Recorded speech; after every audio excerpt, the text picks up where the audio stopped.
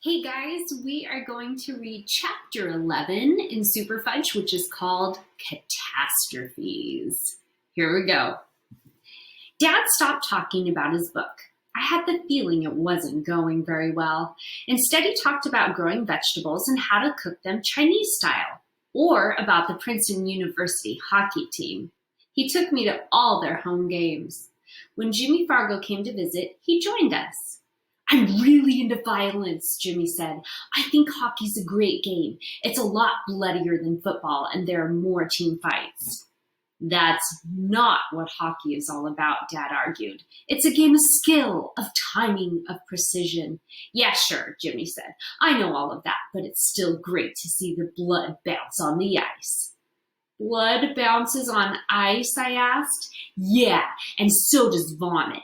See, it has to do with the temperature of the ice versus the temperature of the body, and oh, Jimmy, please, Dad said, turning green. It's true, Mr. Hatcher, they bounce on ice. Well, maybe so, but that's not the reason we go to the games. I know, but it's a nice side event. Dad shook his head and began to check off players' names on the list inside his program. Jimmy leaned across me and tapped Dad's arm. I'm not a violent person, Mr. Hatcher. Don't get the wrong idea. It's just that it's a healthy way to use up some of my aggressive energy. Hey, Jimmy, I said. Yeah? Be quiet. Okay, sure, Jimmy said. He was quiet until nearly the end of the third period when four of the players got into a fight. Then he stood up and yelled, Fight, fight, fight, fight! I tugged at his sweater until he sat down again. Later, when I was in bed and Jimmy was in his sleeping bag, he said, I've been seeing the school psychologist twice a week, and she says I have a lot of anger because my parents split up. Take my word for it, Peter. Divorce is a catastrophe. You should watch your parents all the time and listen to every word they say so they can't ever take you by surprise. For the next couple of weeks, I paid close attention to my parents, looking for any possible signs of trouble. But I didn't see or hear anything unusual, and soon I got tired of watching and listening. Besides, whenever my parents fight, they wind up laughing. In February, we celebrated Tootsie's first birthday. She carried on the family tradition of smashing her fist into her birthday cake. Grandma, who believes in handing out gifts for everyone, not just the birthday person, bought me a 4-color ballpoint pen and Fudge a brand new Brian Tumpkin book. Read, Fudge told Grandma. She took him onto her lap and read him the latest story about Uriah, one of Brian Tumpkin's characters. I used to really like his books when I was a kid, I said. I'm not a little kid, Fudge reminded me. Next year I'll be in first grade. You want to see a little kid? Look at the birthday girl. The birthday girl was sitting in her high chair making a mess. Grandma had brought her a new baby-proof cup, one that refused to turn over no matter how hard Tootsie tried. Finally, Tootsie screeched, picked up the cup, and dumped her milk over her head. Tootsie's first birthday party could go down as a real catastrophe, I said. What's a catastrophe? Fudge asked. It's when something goes wrong, I said. Or when everything goes wrong, Mom added. Talk about catastrophes. Weeks later, Tootsie learned to walk. At first, it was just a few feet at a time, from Mom to Dad or from me to Fudge, but pretty soon she was toddling all over the place. Sometimes she'd crash land, and if no one was watching, she'd laugh and she'd start all over again. But if she caught one of us looking at her, she'd just start bawling, and then she wouldn't stop until she got an arrowroot cookie. And Tootsie wasn't the only one crash landing. Fudge was learning to ride his bicycle. And one of his major problems was stopping. Instead of using his brakes, he kept trying to jump off while his bike was still going. I was wrong when I told him he might get a couple of scraped knees. Elbows, knees, and head were more like it, constantly. But he refused to give up. He was really determined to get to ride to school. Finally, towards the end of April, Mom and Dad decided that Fudge had mastered the art of bike riding well enough to ride to school with Daniel, who had learned on his front lawn. Just the way he said he would, without a bruise or a scrape anywhere.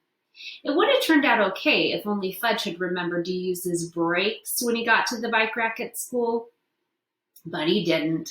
So he crashed into the rack, knocking down a pile of bikes and wound up with scraped elbows, scraped knees, and torn jeans.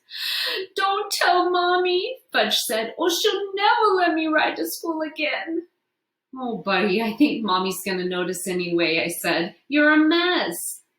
I carried him into the nurse's room. Miss Elliott washed off his cuts and bruises with peroxide, and when she did, Fudge let out a howl.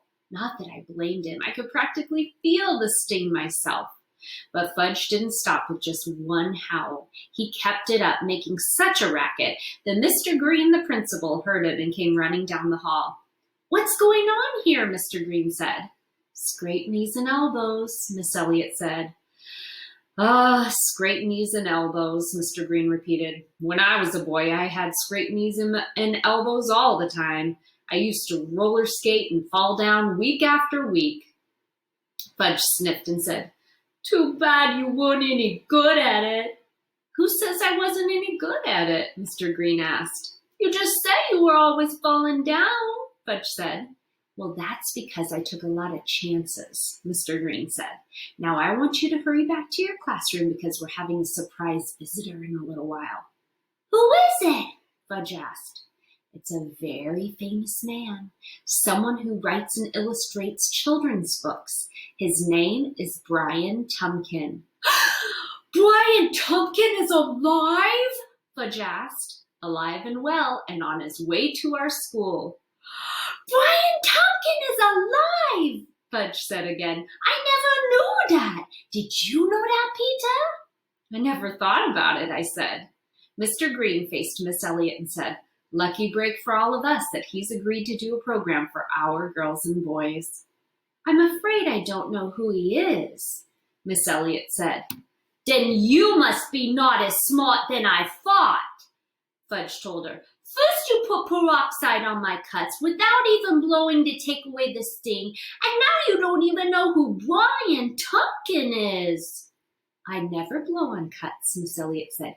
"You could spread germs that way." "Well, Mommy always blows when she puts on peroxide." "Yes, well," Mr. Green said. "Let's get back to our classrooms now. It's almost time for our special program." At 10 o'clock, we all filed into the auditorium. Then Mrs. Morgan, the librarian, introduced Brian Tumpkin, telling us that millions of kids have read and loved his books, and how lucky we were that he was able to make a last-minute stop at our school. Brian Tumpkin walked on the stage. He was tall with gray hair and a gray beard. He waved to us and then turned and beckoned to someone backstage. "I've brought a friend with me," he said. "Come on, Uriah, hurry up. The boys and girls are waiting for you." No one came out on stage, but Brian Tumpkin pretended that Uriah had. He pretended to be holding Uriah's hand, and he kept talking to him as though he were really there. I thought, either this guy is a real wacko or he's a great actor. Finally, I looked out at the audience, and he asked if any of us saw Uriah. Someone down front called, "I see him!" I didn't even have to look. I knew exactly who that voice belonged to. "You see?" Brian Tumpkin told the rest of us. "One of you can see Uriah. Come on up here, young man." Next thing I knew, Fudge was on stage. I slid down into my seat. "What's your name, young man?" "Fudge." "That's an unusual name," Brian Tumpkin said. "I know it," said Fudge. "How would you feel about helping me out today, Fudge?" "It's a real privilege," Fudge said. I couldn't believe it. He finally learned how to use that word. You could see that Brian Tumpkin was really impressed, too. He said, "Well, it's a real privilege for me, too." "That makes it unanimous," Fudge said. "Oh my, you certainly have an impressive vocabulary," Brian Tumpkin said. "I learn a lot of words at home." "That's wonderful." "Some of them I'm not allowed to say in school. Some of them my bird can say. His name is Uncle Feather." I slid lower down in my seat. "What grade are you in, Fudge?" Brian Tumpkin asked. "Kindergarten." "Who's your teacher?" "Well, I started out in Ratface's class, but now I'm in Miss Ziff's class. She's a lot nicer than Ratface." I covered my face with my hands. Okay, well, let's get on with our chalk talk now, shall we? Brian Tumpkin said. What's a chalk talk? Fudge asked. I'm going to sit down at my easel, Brian Tumpkin said, walking across the stage, and you're going to describe a person to me, and I'm going to draw that person you describe. Do you think you can do that? Yeah, Fudge said. Okay, it's a man. Oh, I'm going to need more help than that, Brian Tumpkin said, picking up a piece of chalk. Is he tall or short? He's tall, Fudge said, and he's got a fat belly that hangs over his pants, and he's mostly bald, but he's got a little bit of hair like around the edge, and he wears glasses, and he's got a pointy nose and a mustache that curls down around his mouth. Brian Tumpkin was drawing as fast as Fudge was talking.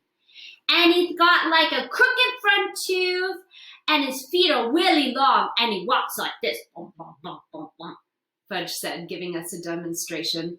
Like a duck? Brian Tumpkin asked. Yeah, Fudge said. Oh no. All of a sudden, I knew who Fudge was describing, and I wanted to get out of the auditorium as fast as I could. But then Fudge looked out in the audience and called, Where are you, Peter? I can't see you. And I knew that I couldn't get up without having everyone look at me. So I slouched down as low as I could and didn't answer. Peter, can you see me? I let out a groan. Joanne, who was sitting behind me, giggled. I can't find my brother, Fudge told Brian Tumpkin. You'll find him later, Brian Tumpkin said. Now, you haven't told me what this man is wearing. Oh, Fudge said. Well, he's wearing a blue shirt and a tie with stripes, and brown pants and brown socks and brown shoes and brown shoelaces. Brown shoelaces, Brian Tumpkin repeated. Okay, there we are. He brushed off his hands and held up the picture. Does he look like anyone you know, Fudge? Yes, Fudge said. Who? Brian Tumpkin asked. Mr. Green, Fudge said. The entire audience started laughing. Brian Tumpkin smiled. Who is Mr. Green? The principal, Fudge said. Now the audience roared. Oh dear, Brian Tumpkin said. Oh my. He put his hand to his mouth and you could see he was trying so hard not to laugh. Mr. Green went up on stage and then introduced himself to Brian Tumpkin. They shook hands. Mr. Green said, I think that's a wonderful drawing and I'd like to have it for my office. Would you sign it for me? Certainly, Brian Tumpkin said. I'm very glad you like it. And he signed his name across the drawing and handed it to Mr. Green. Everyone clapped. Then Fudge said to Mr. Green, Mr. Green, was this a catastrophe? And Mr. Green laughed out loud and said, Not quite, Fudge, but I'm sure you'll try harder next time. I was sure too.